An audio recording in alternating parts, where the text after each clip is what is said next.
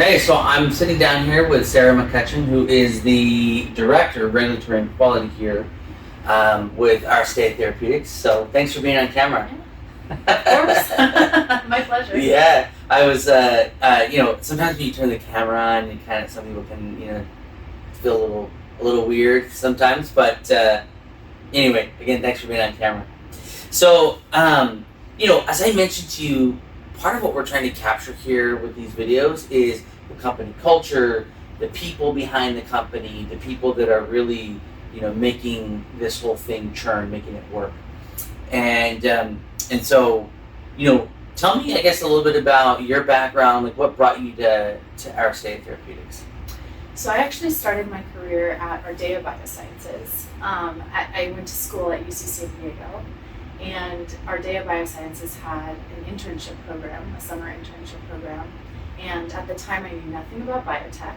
I knew nothing about really what I wanted to do. I knew that I was interested in medicine and I was interested in kind of healthcare in general. But there was an open internship in the analytical department at Aristea, which is, testing samples to make sure that they're stable. That's kind of what the analytical group does. A lot of chemistry.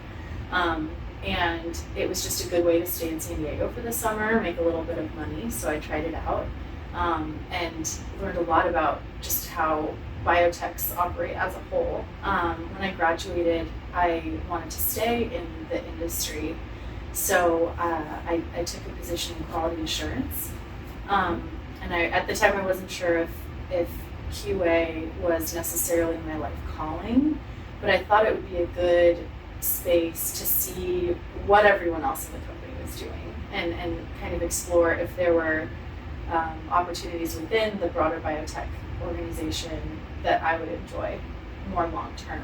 And from there, I identified regulatory affairs as something that I thought was really interesting.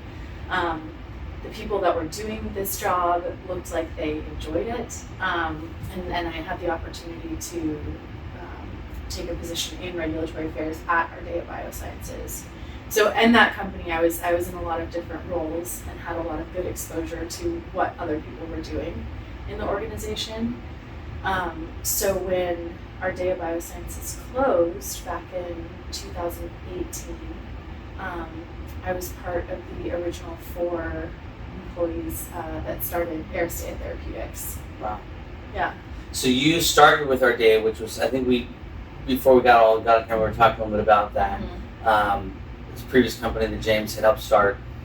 You got to gain experience there and then come here and now apply that in a director level position in regulatory affairs and quality, right? Right. So,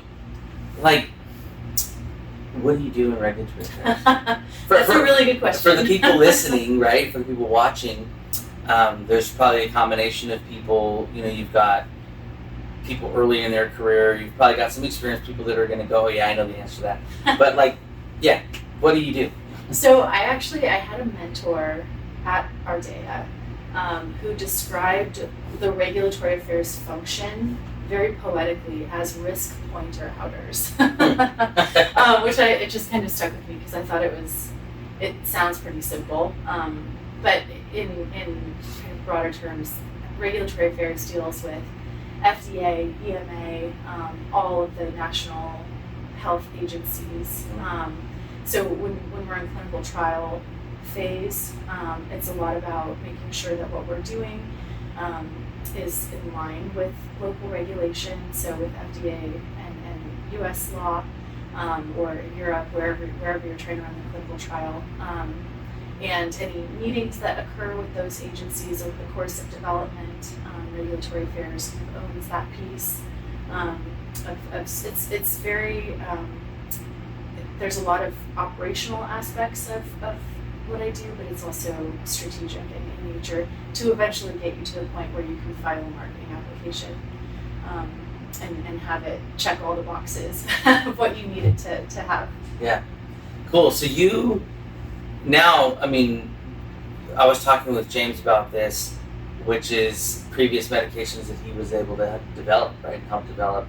How does it feel having come from a company like Aristea, where I guess I probably should have done better research on it, but they developed a gout treatment, right? That's right. And then that was successful in making it to the market, or?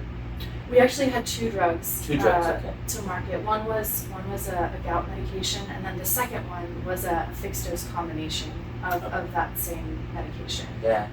So how does it feel like being one of the people behind making that happen?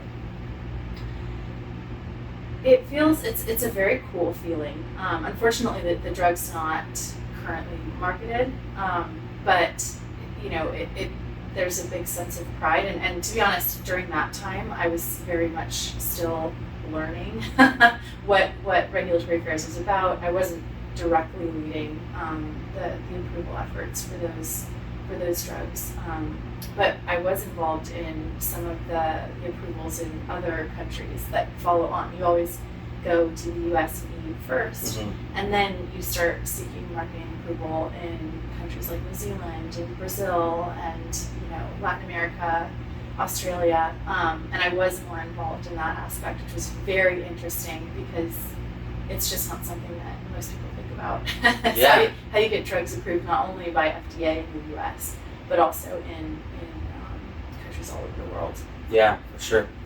So, and that's why I asked that, because I think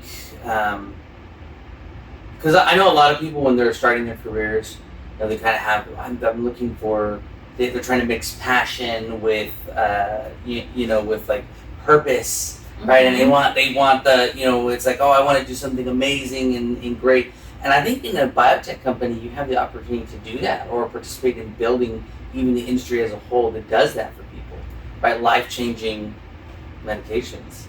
Yeah, and it's very fulfilling to step back from the everyday, the emails and the meetings and all of the things that we do every day, and to step back and think, wow, we're trying to bring a product to market eventually that will help people that sometimes don't have other alternatives to very painful, debilitating diseases. So it's very fulfilling when you step back, but you do have to step back and think about the big picture. Otherwise, it's just like any other job. Yeah, you just get caught in the mundane day to day and kind of forget.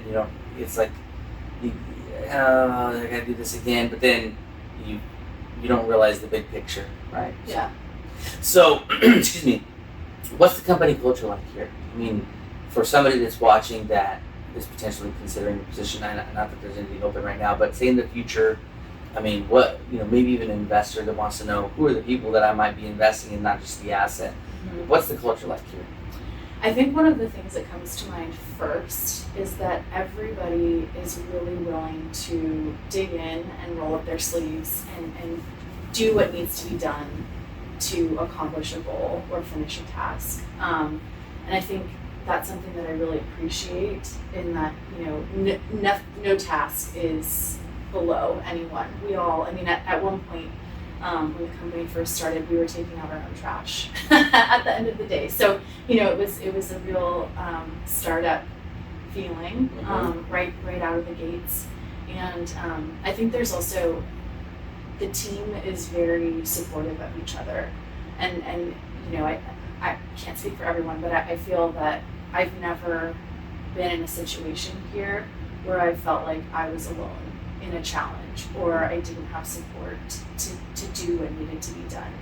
And I think that's really important when you're a group of 10. We're 10 now, which is a lot bigger than we used to be. Yeah. But I think that's really important, in that we are supported by consultants and vendors and subject matter experts who all feed into our core group to advise and direct as needed. Yeah, that's cool. I